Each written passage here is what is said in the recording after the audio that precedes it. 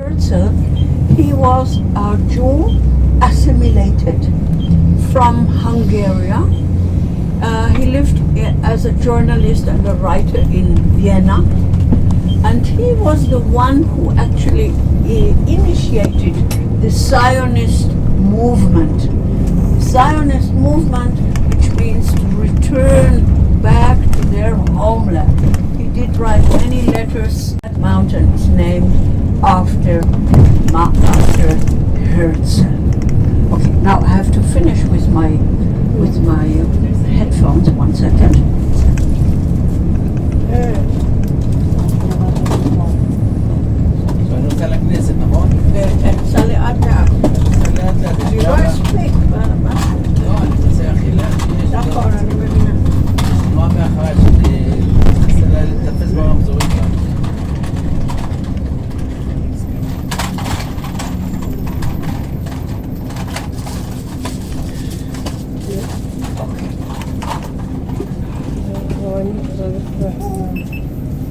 Já está mais organizado.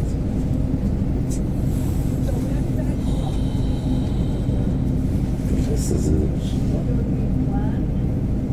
Lá está o fulano com o chapéu e com barba.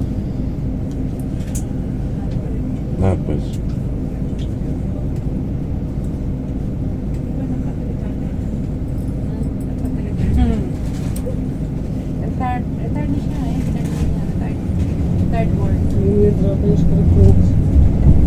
Qual é que ele pensa ser?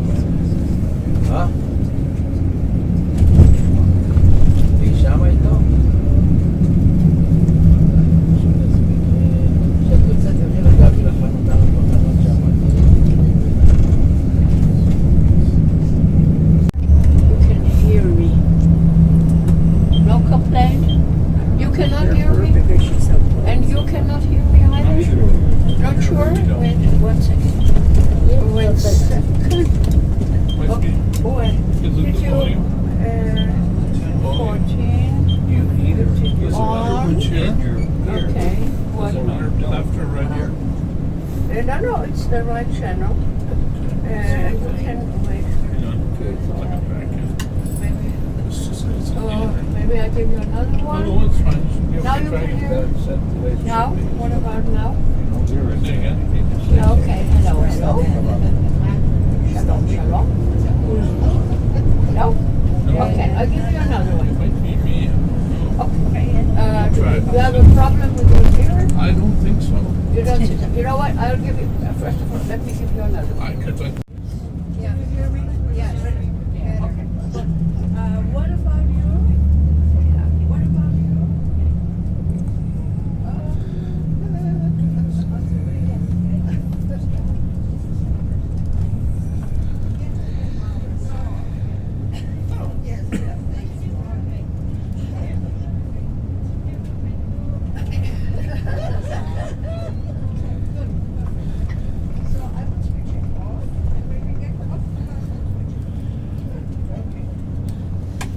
Construction, building going on everywhere.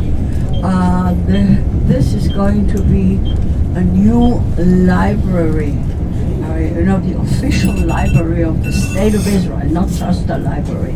So it's going to be something very special. But this is part of the government. And we are going there, and I will invite you to get off the bus just a few minutes to walk to the menorah, which is the 7-branch candelabrum that I mentioned before. Our first prime minister, and after him they named this whole area, which is not only the parliament, it is also the Supreme Court of Justice. It is all the ministers of foreign affairs, interior minister, finance minister, and the National Bank of Israel. So it's a big area, which I can see that there is. I can see that it's difficult. לא, זה רחוק. אז בוא תעשה את הסיבוב מסביב. אתה יודע איפה? יש מסביב אפשר להיכנס. Okay, I can see that here is no parking. מאחור, כן. כן, מהסינמה. אבל לא יקרו לי לחצות את הכנסת. לא, משם אני יורדת, ומשם אני יורדת, הולכת ברגל. לא, באה לפה ואני אחכה לכם בצד הזה? ותחכה בצד זה. Okay, and now I can see that here. Normally, I wanted to go up with you here, but there was no parking, and I don't want you to walk too much. This is what I've been told, that I have to take care of you and give you a leisurely tour. Okay, so that's why. Otherwise, I would not have a problem just stopping and start walking. So we will election are part of the government. The Prime Minister's office, Finance Ministry, Interior Ministry. That big building coming up on the left side right now, this is the National Bank of Israel. Okay, National Bank of Israel, which is also part of the two. And the building next to it, another one on the left side, this is the Ministry of Foreign Affairs. So, and on the right side, you can see also a big building with little pyramids on the roof. This is the architects that have decided to put pyramids as a sign of liberation. The Jewish people have been brought from slavery out of Egypt. So pyramids always symbolize in the Jewish tradition liberation. So the Supreme Court of Justice is that big building here on the right side, which is actually independent. It's part of the government, but it's an autonomy. It's independent. And it's, of course, a very important building.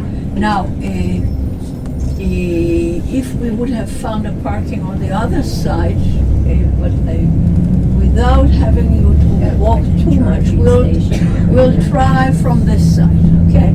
So what we are going to do, as soon as the bus has found a place to stop,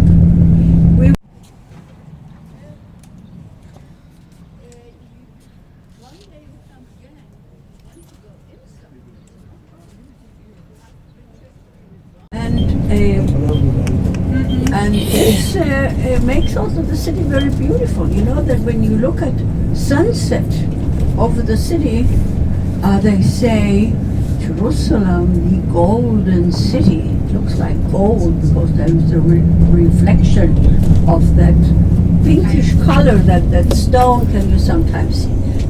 This is on the right side. This is the Sacher Park. It's a kind of Independence Park. You can see that there are very modern apartment houses also. They are very expensive in Israel. All the housing are very expensive. And of course, it's like every city. You have more luxurious residential areas, and you have more suburbs or working class quarters. It's like everywhere else in the world. But Jerusalem is very green. You know, open streets, parks on the right side, on the left side, wherever you go. Here is one of the residential areas, not now. In the meantime, we have more modern residential area. But at the beginning, when there's no man's land, this is the no man's land. Today, it's the most beautiful area. You have here, thank you, you have here restaurants, very exclusive restaurants, shops, exclusive shops, jewelry. I mean, anything you can imagine. And this was the no man's land between Jordan and Israel until the 6-Day War. And one day they decided that's enough. We are going to make this no man's land into a wonderful, exclusive shopping center. Now, as we turn, and by the way, the wall was barbed wire. This was exactly here where the road is now. Okay, so we are actually passing here what used to be once upon a time, thanks God it's no longer, the border. The old city wall. You will see the old city wall later on more than once. Okay, I will tell you more about it. And we will be driving around the old city, so I will give you a panoramic tour. But the old city that you see today has been rebuilt for the 11th time. Okay, so this is not the original city wall. This city wall is from 1536 exactly. It was built by the Turkish Sultan Suleiman. Special place.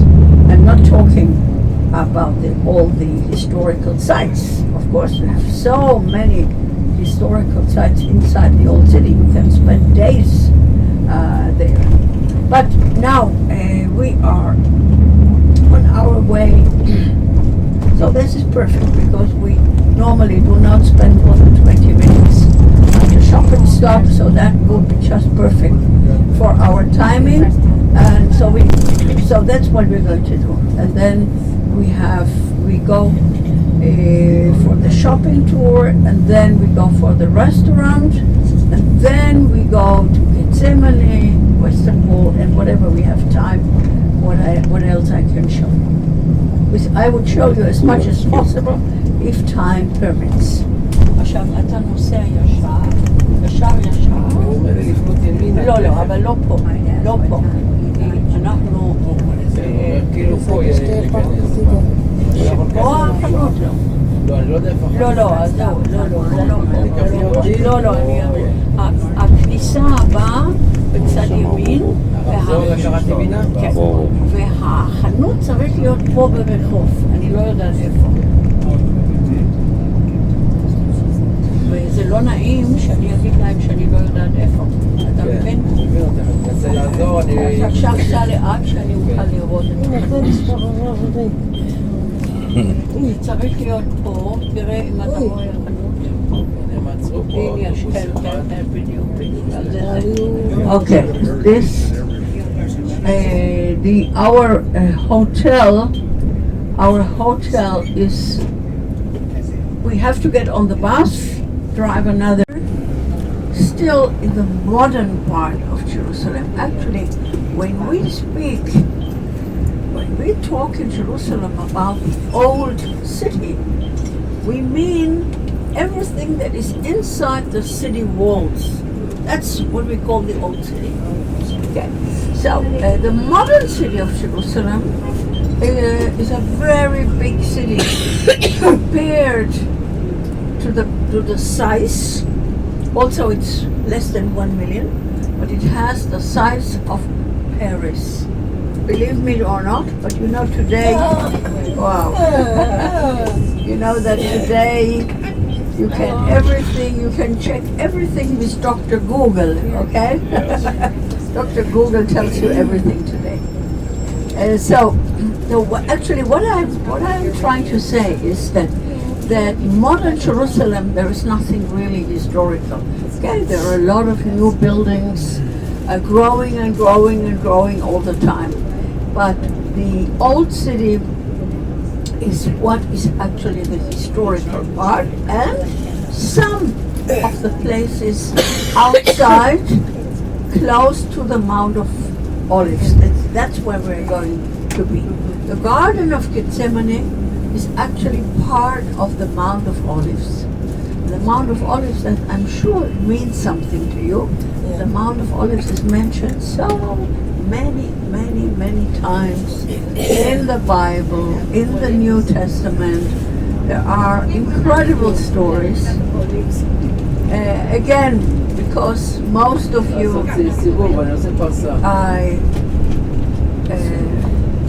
אוקיי, אבל עושה פרסה בכיכר, פרסה בכיכר, לפה. רגע, איפה אתה נוסע? שמאלה? לא, אני עושה פרסה, חוזר אני לא יכול לעשות פרסה באוטובוס. Okay. The bus driver had a problem. It's not your problem. It's not my problem either. It's just a problem to get around, to get back where we want to go. It's a technical traffic. הוא נותן לי לעבור מפה, אני יכול לעבור מפה, אבל לא רוצה לעבור. No. A technical traffic problem. It's nothing to worry about. Well, so I started to speak about the Mount of Olives. Our hotel was called Olive Tree. You see a lot of squares like here. You see they are just working on it, where they put in the middle an olive tree, an old olive tree. And we will be in the Garden of Gethsemane, where you will see olive trees that can be up to 1,800 years old, 2,000 years old.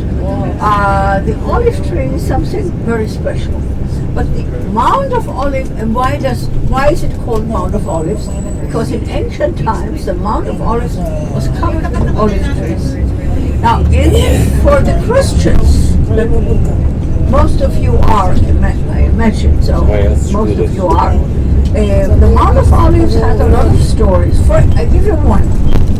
Jesus, when he came from his hometown, from Nazareth, from Sea of Galilee to Jerusalem, he always came over the ancient road of Jericho. This was the ancient pilgrim's road. And he entered Jerusalem on the Mount of Olives. And you know the story when he was sitting on a donkey with a palm branch in his hand. This is what Christians celebrate today as Palm Sunday. He made his triumphant entrance into Jerusalem. Jesus also sat and wept when he foretold the destruction of Jerusalem. And of course, Jesus ascended to heaven from the Mount of Olives. So the Mount of Olives has a lot of importance for Christians, but not only for Christians. In the Bible, we speak a lot about the Mount of Olives. King David, for instance, he was pursued by his own son, Absalom. You know, he was the one with the long hair, the hippie type. He got caught in the tree, and he was pursuing his own father. And King David came to the Mount of Olives, and he was crying over sorrow. The Mount of Olives has become, after the destruction, you know, in Israel, archaeology is like a national sport. Everybody likes to dig.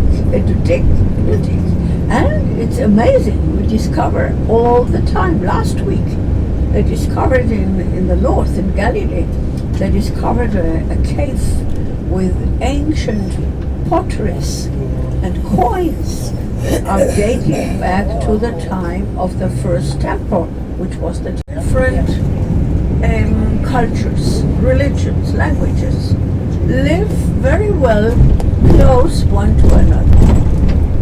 Yeah, we have our crazy types, that's true. And they love to do their shopping in the bazaar. They love it. You have to bargain. You know, bargaining is part of the way of life. If you buy some vegetables or fruits or whatever, you like to bargain. Okay, put the price down. Get me a little bit of this. Get me a little bit of that. And that goes on and on and on and on. And you need a lot of patience. The Western people from Europe, United States, are not used to that. They want to know how much is it, and that's it. Tell me how much it is. But here, they love to bargain. What can I do? That's it. So, if we would go into the old city here, you would see a lot of merchants, vegetables, sweets, clothing. I mean, anything you can imagine. And this is one of the crowdiest quarter in Jerusalem.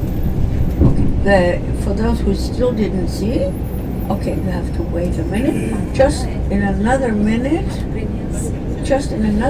you look to the right side. And you can see the opening. By the way, the old city has 8 gates. 8 gates.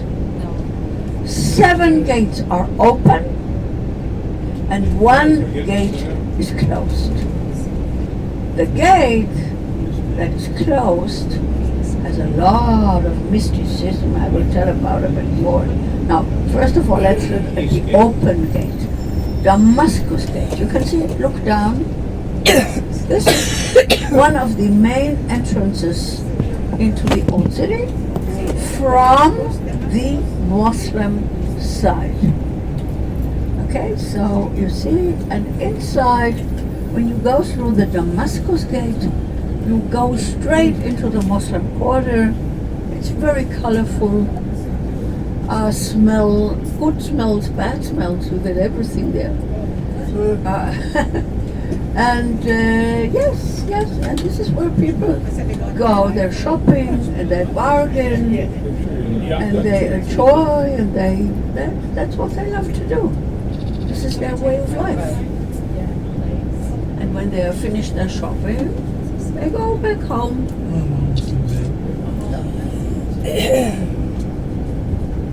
Okay, traffic jam goes slowly, but this is very normal. We have, by the way, a lot of traffic jams in Israel, unfortunately.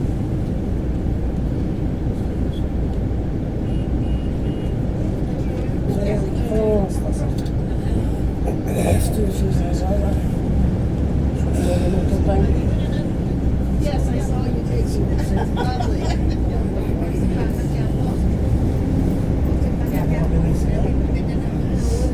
Okay, so you can see the city walls. Sometimes they are a little bit higher, sometimes they're a little bit lower, but more or less, I say more or less, they are closing the city walls in ancient times. It is true that not all the time the city wall has been built on the same spot. Sometimes there are huge changes, but altogether, more or less, what is today the old city includes the holy Christian signs, the holy Jewish signs, and the holy Muslim signs.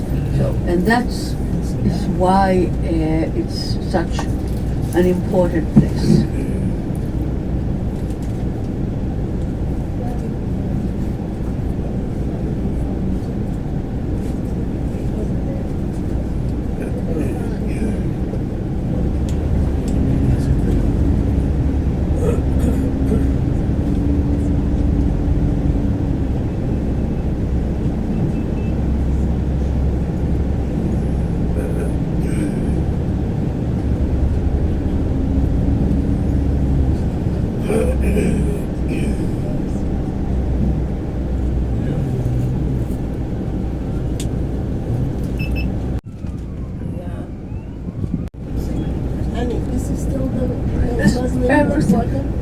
This is the Muslim part, this is the eastern part of Jerusalem. We are in Jerusalem.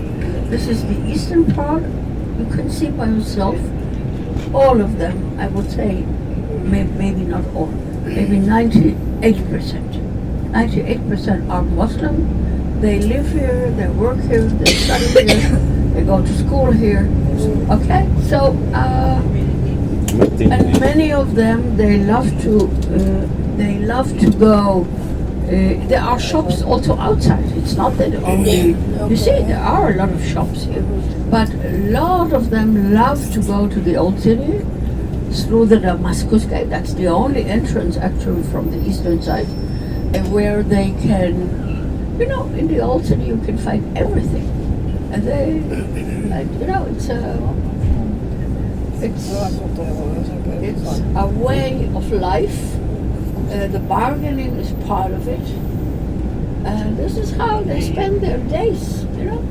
Can spend hours out there arguing and shopping and trying to get the prices down, and this is how it goes on.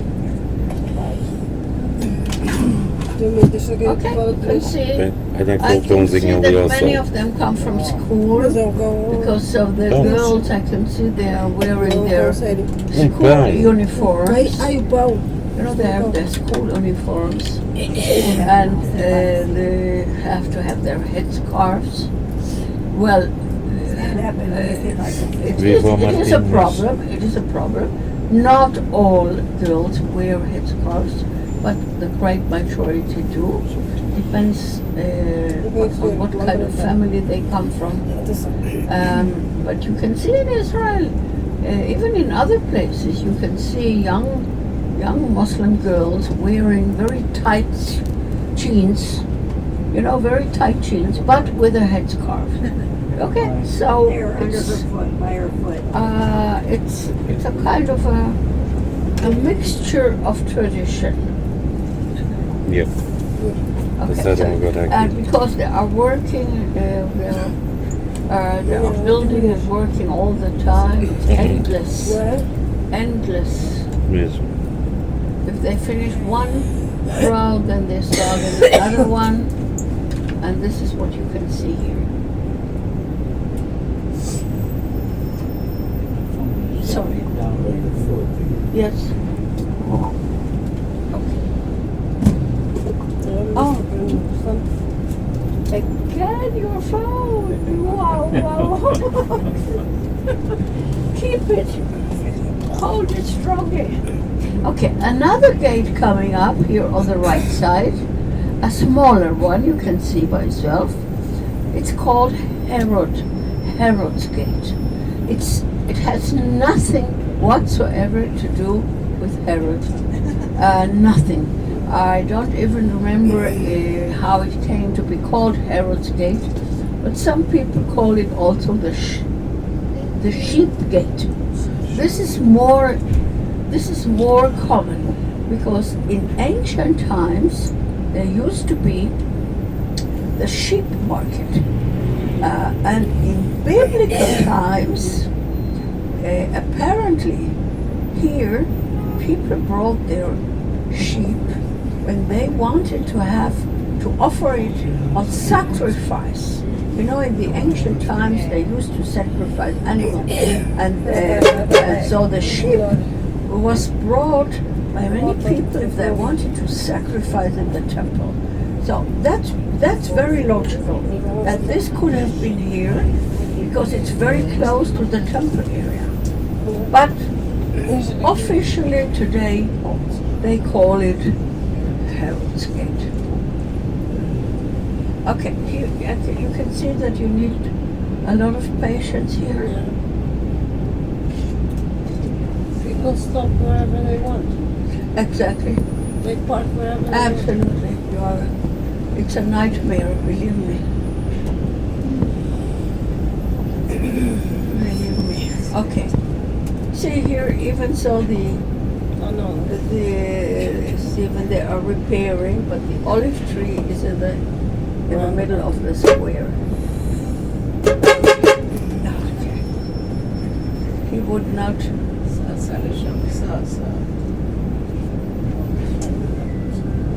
Otra vez. Exato, tens bom tempo para perceber caralho. Não, vamos lá, vai. Sorry, I have a phone call. I must always answer the phone call, sorry.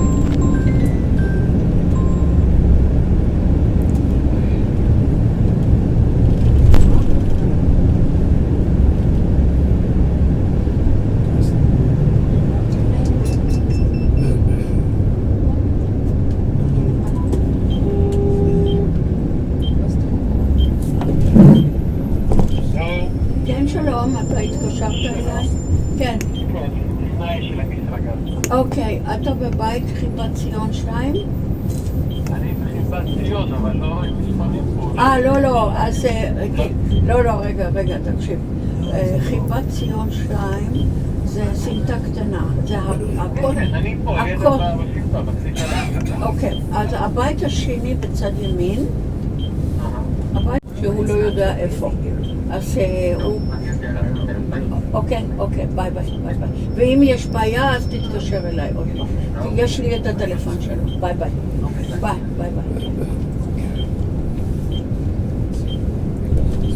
Będzie fust.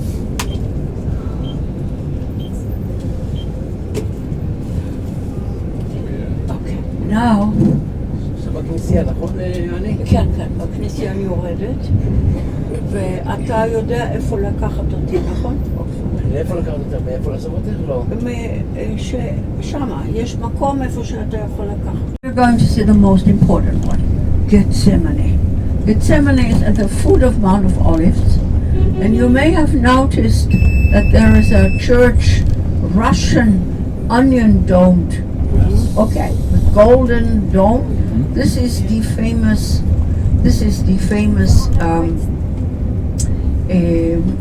what is it? Mary Magdalene. עכשיו פה. לא יכול לעצור באמצע הכביש. לא, היה פה מקום. אין מקום, אני לא יכול להיכנס שם. אז תעצור שם, איפה שהאוטובוס הירוק. שם. אני חייבת לרדת פה. ועכשיו כולם יורדים פה. הנה, הם גם יורדים פה. אנחנו יורדים פה. אני...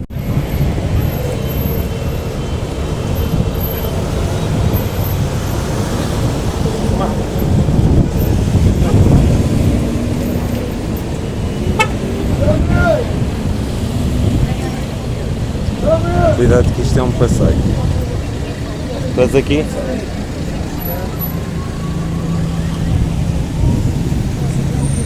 É, segura-te aqui. 여기도 방금 먹는 거 아니야? 그러다 밥 먹다가 예수님 잡혀올 수도 있고. 낮에 있었어. 스파이크네. 그래서 나 너무 앞에서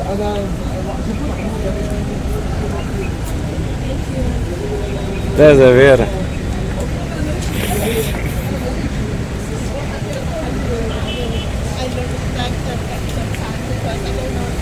زيك انت ما تخش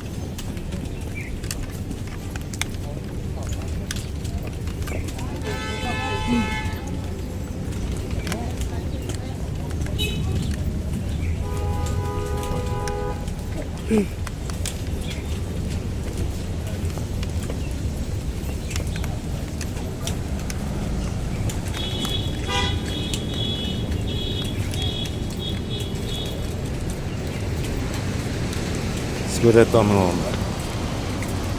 Assim. Assim.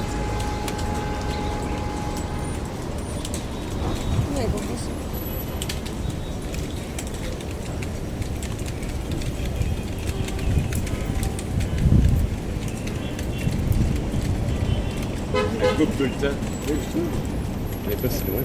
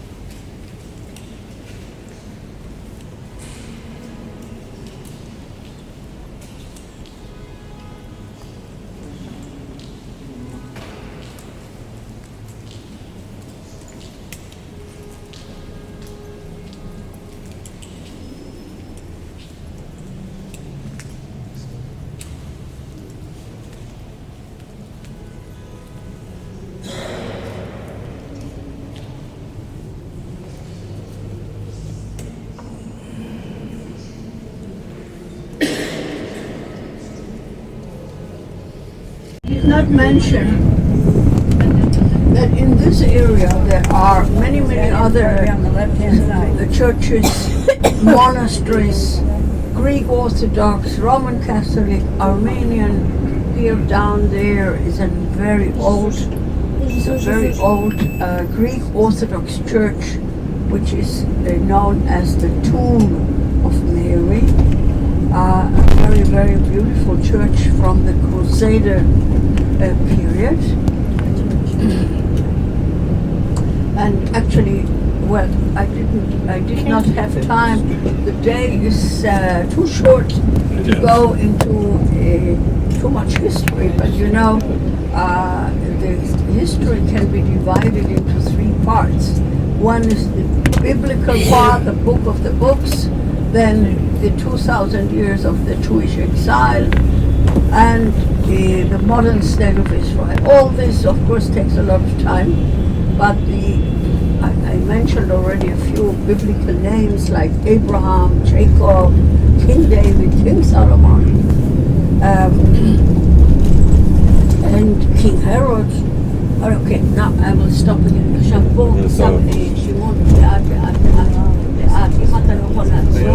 איך לעצור, שנייה מאחריי, אני לא יכול לעשות. The bus driver cannot stop. He has a lot of cars behind him. Therefore, try to take your photographs. Sorry. Okay, but if we had some on the left side. And look from here, you can see what I told you before. You have the beautiful church, Gethsemane. You have the Russian Orthodox Church, Mary Magdalene. Look down into the valley. Can you see that down in the valley there are some ancient tombs hewn out of the rock down there? The tomb of Absalom, the tomb of the prophet Haggai, Zacharias. Look at this mountain. This is the oldest Jewish cemetery in the world. So you can imagine what's going on here. And the deep valley here on the left side, this is the Kidron Valley that I explained to you before, the last judgment, the resurrection of the dead. So this is where we are going to meet all one day. And as we drive along, you have here on the right side archaeology, excavations. Most of it is from the temple period. Look on the top, that gray dome here. This is the Al-Aqsa Mosque. The Al-Aqsa Mosque is standing above the foundation. Nothing else but part of the supporting wall, which was built around the temple. Okay. I just want to. They normally don't like when they start with maps, so I pass kind of a list, and this will make it much easier for you to understand.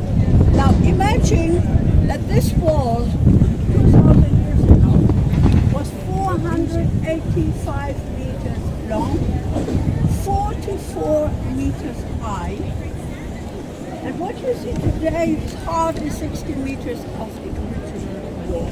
And not only that, when you go there, you know, they give you time to go there and take the photograph. When you come closer, you will see that only the lower 3-4 sections of stones are huge stones. Only they are the original stones from free of charge here on the left side. You see the big sign. It's very easy to find. And I almost forgot, for people who want to give their message to God, they say that this is the only place. This group of this what I explained to you this morning, they are ultra-Orthodox. These men. Okay. They live probably in Jerusalem. They probably have come here for some prayer or whatever. And you see that they are wearing a little bit strange. Okay, they look a little bit strange because they have the side curl there.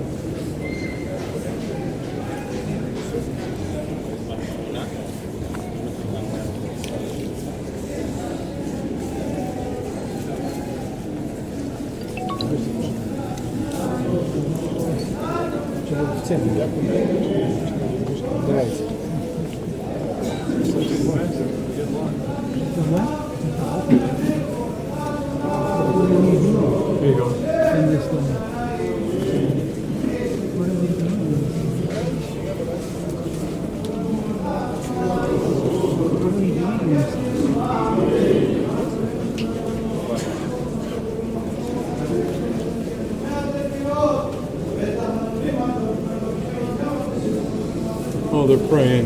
Yeah, that's what it says. Yeah, let's go.